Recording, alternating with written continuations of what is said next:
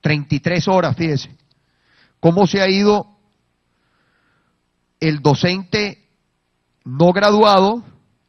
Se ha ido equiparando al graduado. Entonces, si usted tiene la misma compensación económica no estando graduado que una persona que está graduada, bueno, podemos más bien perder el incentivo a graduarse, a formarse, más allá de la aspiración personal que tenga la persona en mejorar sus conocimientos, en sacar su carrera. Bueno, esa es la realidad que nosotros tenemos. Y el motivo es que todos ustedes tienen que estar informados del déficit que hay en materia de recursos económicos. Y tienen que informarlo. ¿Qué vamos a hacer? Bueno, nosotros, como dicen nuestros trabajadores, agotaremos todas las instancias. Las cartas, recoger firmas, y bueno, lo que dicen los trabajadores. Muy probablemente se están organizando para actividades de calle. Irán los trabajadores a la calle. Irán los trabajadores no a pedir algo que no es justo o nuestro Estado, sino es algo que nos corresponde por vía de la Constitución. Nosotros nunca le hemos pedido al gobierno que nos dé más de lo que nos corresponde, pero que tampoco nos quite. ¿Por qué nos va a quitar? Si eso está en la Constitución, eso no es una interpretación que alguien hace como mejor le parezca. Eso es constitucional. Y eso requiere no solamente del esfuerzo nuestro, sino del esfuerzo de quienes nos respaldan a nosotros. Nosotros el 14 de abril obtuvimos la votación más importante en la historia de nuestro Estado, no se nos puede olvidar eso.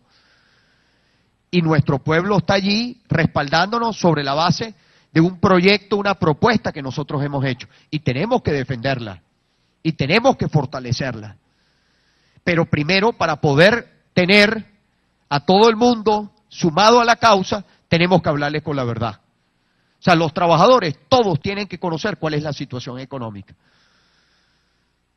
Porque además, la gran pregunta que uno se haría en el país, ¿hay o no hay los recursos? Esa es la gran pregunta. Porque un país como el nuestro, un gobierno, este gobierno que regala afuera, vamos a ver cuánto regalan ahorita que andan por allí por las Europas, están de paseo. Estas son las cosas que no les gusta que uno diga. Vamos a ver cuánto regalan por allá. Porque además su forma de ver la diplomacia o su forma de relacionarse con el mundo también es la misma. Chequera mata galán. Es con billete todo se puede. Esa es su visión. Entonces, un gobierno que regala fuera de Venezuela, que le regala, por ejemplo, al gobierno de Cuba 4.000 millones de dólares por año, ¿cómo va a decir que no tiene para pagarle, por ejemplo, a los profesores universitarios o a los trabajadores universitarios? ¿Cómo va a decir que no tiene? Entonces, compañero, deje de regalarle recursos que son de los venezolanos a otros gobiernos, atienda primero su casa. El gobierno de calle, ¿sabe cómo es el gobierno de calle, no? Petare, Argentina, Brasil, Uruguay, Coro, Roma, y bueno, no sé a dónde más irán a pasear, Ciudad de Trujillo. Desde el 19 de abril están ahí. Mire cuántos viajes afuera. Y el país con tantos problemas. Que ninguno de esos viajes resuelve ninguno de los problemas que tenemos aquí. Bueno, probablemente las importaciones de alimentos. Que van y compran para comprar alimentos para tratar de hacernos creer que el problema está resuelto. Entonces, nosotros, volviendo al punto, tenemos que, desde ya, en cada una de las casas del pueblo, en cada una de las direcciones de la gobernación, con los consejos comunales, con la comunidad que nosotros, con todos los beneficiarios de certificados de materiales de construcción, con todos los que tienen relación con nuestro gobierno, con nuestra gestión, A todos hay que informarles de esta situación. A nuestros trabajadores, por ejemplo, yo le decía a los bomberos, nosotros veníamos incrementando salarios a bomberos, a protección civil, a los policías. Se frenó. Se frenó. A duras penas pudimos cumplir el año pasado con los aguinaldos. Primera vez en la historia de nuestro Estado que los aguinaldos no se pagaron en la fecha. Por recorte de recursos. Porque lo más importante es que todo esto, yo se lo decía a nuestro comandante de bomberos, es que toda esta información es pública. Pero si nosotros no la informamos, la gente no la busca. Todo esto es público. Está en las gacetas oficiales, es una información transparente, Román, todo está en la página web, es una información pública, pero hay que informarla, explicarla. No para que la gente se conforme ni se resigne, todo lo contrario, sino para que entendamos que esta lucha activa tiene que mantenerse, para que Miranda tenga lo que le corresponde, como otros estados del país tengan lo que le corresponde. Entonces, ustedes hoy se llevan esa tarea, por favor. A todos los trabajadores hay que reunirlos, hay que explicarles, hay que contestar sus preguntas y hay que organizarse. Los sindicatos dicen, queremos ir a la calle. Bueno, yo les he dicho, ustedes informen, organícense y después iremos a las instancias que corresponden, porque además ahí está la demostración. Montaron un parapeto y le han dado más recursos al parapeto que al propio Estado Miranda. Eso es inaceptable para quienes trabajan en la gobernación, inaceptable para el pueblo mirandino. Entonces, esto tiene que saberse y hay que informarlo para que después venga, bueno, la presión de nuestros trabajadores a la instancia que corresponda. Y si no quieren dar respuesta, bueno, siempre, como yo siempre les comento a las personas que dicen, bueno, ¿y qué pasa si no dan respuesta? Si no dan respuesta, siguen ellos perdiendo terreno. Porque con la mentira usted no va a ganar terreno, pero nosotros tenemos que informar la verdad. Muchos de ustedes no sabían el tamaño del déficit.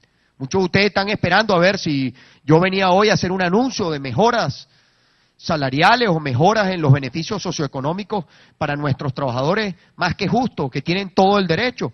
Como lo dije en Tacarigua el viernes. O sea, todos estamos esperando, pero tenemos que saber la realidad. Porque lo que nosotros no tenemos es una máquina que imprime recursos y distribuye. No tenemos eso. Este país cambiará algún día y los estados, como los municipios, tendrán ingresos propios. O sea, que la mayor parte de sus ingresos sean ingresos propios, no sean ingresos producto de transferencias del gobierno nacional. Ahí está la Constitución, la Ley de Hacienda Pública Estatal, que nunca han querido aprobarla. ¿Por qué no han querido aprobarla? Porque si usted es independiente y usted tiene sus propios recursos, usted no depende del gobierno nacional, nadie lo puede chantajear, nadie lo puede doblegar políticamente, usted tiene una responsabilidad directa con los electores. Y el que no lo hace, los electores, sencillamente, mire, usted tiene unos recursos, usted no los administra con eficiencia, usted no es bueno, vamos, cambio. Eso es lo que hay que construir en el país. Ahora, la realidad hoy quieren llevarnos, seguir empujándonos hacia otro lado. Entonces yo les pido, por favor, y con esto voy terminando, les pido, salgamos de aquí con esa presentación, hagamos asambleas en todas las, digamos, oficinas, en todas nuestras sedes de la gobernación, expliquemos la situación del déficit presupuestario, expliquemos la situación de los recursos, expliquemos la situación del crédito, expliquemos todo, hagámoslo a lo interno y hagámoslo también hacia la comunidad. Y después, sobre la marcha, la respuesta que tengamos con nuestros trabajadores, decidiremos cuáles son las acciones que vienen. Muy probablemente serán acciones de calle, porque eso es lo que están planteando los sindicatos. Porque por lo visto hay gente que solamente reacciona, los que tienen que cumplir su trabajo, por lo visto solamente reaccionan cuando tienen al pueblo enfrente, pues. Esto es algo que no debería pasar, esto debería ser automático. Después que usted evalúa, automáticamente usted debería incrementar los ingresos de los estados. No ocurrió. Entonces, bueno, vamos a tener que recordarle a quien tiene que hacer que lo haga. que transfiera los recursos que le corresponden a nuestro Estado. Así que la situación al día de hoy, como ustedes la podrán ver, es muy crítica, probablemente la más crítica durante toda nuestra gestión. Muy probablemente se está jugando a doblegarnos sobre la base de los recursos. Ya nos tocó este año lidiar con la suspensión del pago del situado. Inmediatamente reaccionaron nuestros trabajadores, algo que es sagrado, pero ahí tienen ustedes la realidad. Los ingresos no crecen, sí crece la inflación, sí crecen los problemas, sí crece el costo de la vida, pero los ingresos no crecen. Entonces, esto tiene que saberlo todos los trabajadores de Miranda, todos. Y que esta sea además un punto permanente de la agenda de los trabajadores de Miranda, este tema que está aquí. Porque somos absolutamente conscientes todos, incluyéndolos a ustedes, que los salarios no alcanzan. No alcanza para pasear, no alcanza para vivir. Y yo se lo decía a Adriana el otro día, ¿no? Y lo comentaba además, si de algo me puedo sentir orgulloso, es que hemos llevado una gestión, porque además ese es mi estilo, absolutamente austera. Nosotros aquí no gastamos ni en banquetes, ni en fiestas, ni en carros. Ustedes verán el carro que yo ando, ¿no? Es el mismo. Cuando un enchufado asume el poder, lo primero que hace es comprarse un carro nuevo. Eso es lo primero que hace. Y remodelar la oficina. Eso es, vaya y busque usted. Por eso yo digo, uno que esté recientico ahí, lo primero que hace es comprarse un carro. Y no hay dinero para artículos de oficina, para papel, pero sí hay dinero para comprarse un carro. Como dice, uno tiene que dar el ejemplo. Y ahí está el ejemplo. Entonces, esta ha sido una gestión absolutamente austera. Austera. Creo que somos ejemplo en el país de lo que significa gobernar desde la perspectiva de la austeridad. Para darle el ejemplo a nuestros trabajadores y para darle el ejemplo a nuestro pueblo en la calle. A los más pobres. Que usted ve cómo se gasta dinero en este país en cosas, bueno, como el sábado, por ejemplo.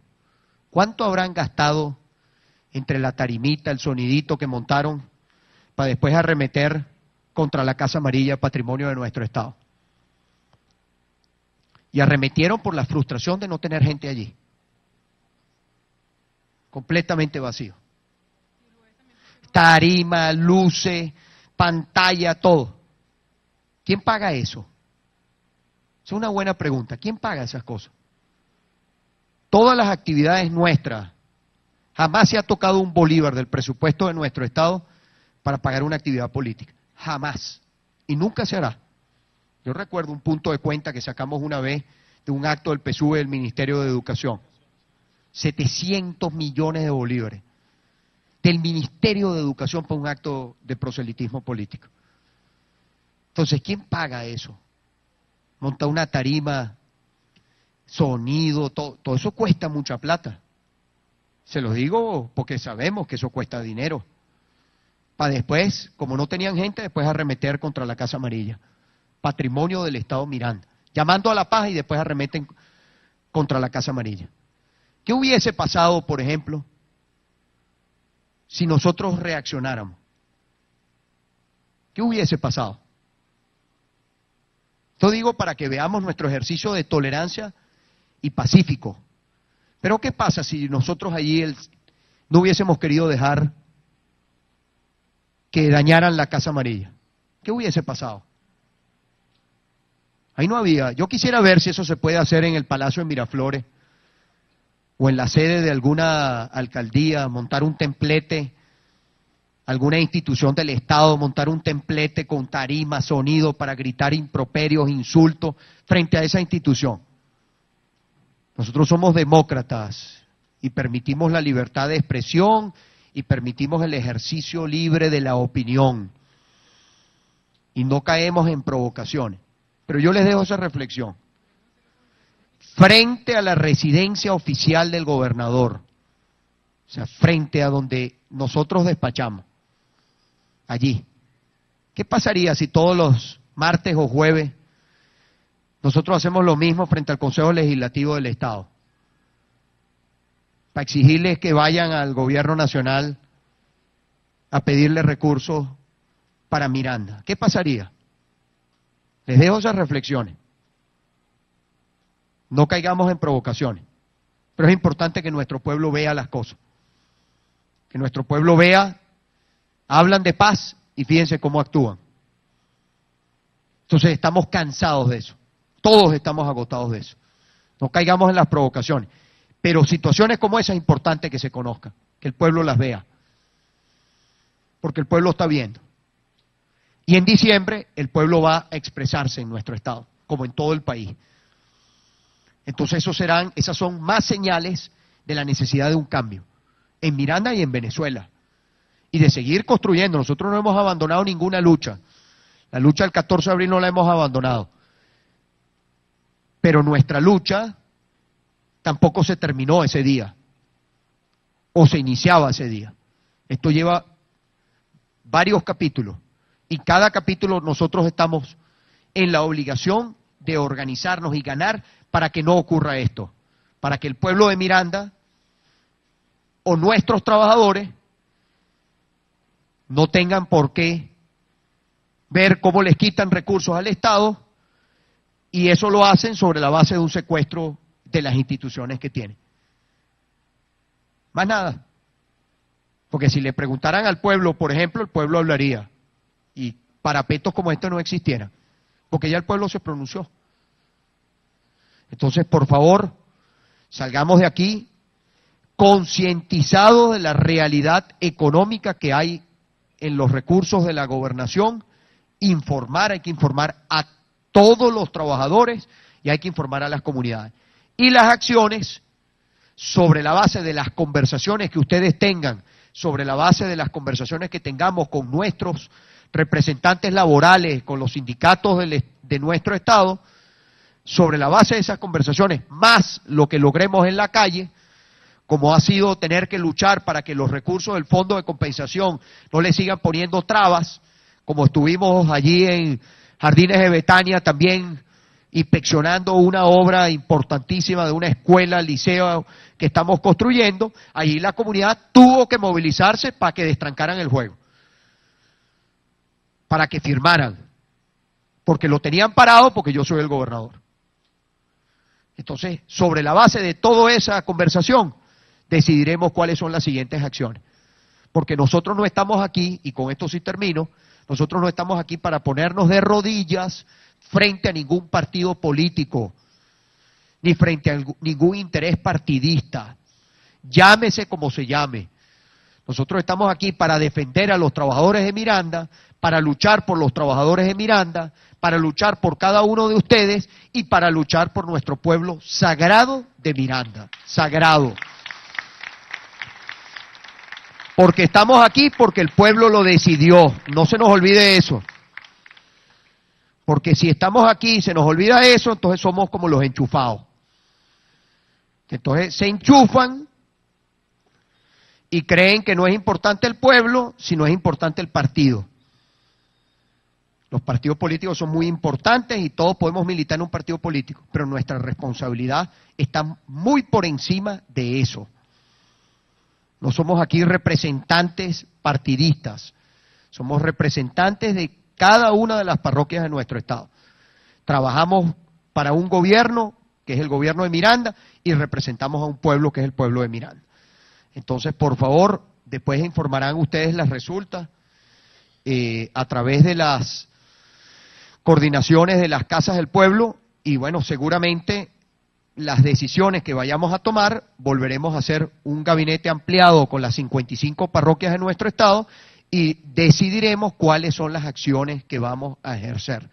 Esto lo digo porque estamos en la mitad del año y si esta realidad no cambia, vamos a tener nuevamente problemas, por lo que se visualiza, con los aguinaldos de nuestros trabajadores. Y lo que dice Adriana, nosotros tenemos que aumentar. Esto es insostenible. O sea, nosotros, los bomberos, policías, educadores, obreros, le decía a Javier, ¿cuánto gana un bombero? Ajá, ¿cómo hace un bombero? Una profesión tan importante para un Estado, para un pueblo. ¿Cubre con su salario la canasta alimentaria? No la cubre. Entonces, bueno, buscamos formas de ayudar, pero la mejor ayuda es mejorar su ingreso. Esa es la mejor ayuda. La ayuda que le da estabilidad, además. No depende de una circunstancia, sino es la estabilidad laboral, su seguridad social. ¿Cuánto nos cuesta hoy el seguro? ¿Cuánto cuesta hoy una medicina? Entonces, bueno, esos son algunos de los beneficios por trabajar para el Estado, para la gobernación. Pero al final te puede tener un beneficio que es que a la hora de enfermarse tiene dónde atenderse. Pero no todo el mundo acude al seguro, gracias a Dios. Es decir, que usted, si goza de una buena salud y nunca utiliza el seguro, de repente nunca siente el beneficio y por lo tanto usted aspira a que su ingreso sea mejor. No sentir que usted le descuentan sobre la base de algo que no ha ocurrido, aunque puede ocurrir. Pero esos son beneficios, pero la clave es el ingreso. El 15 y el último.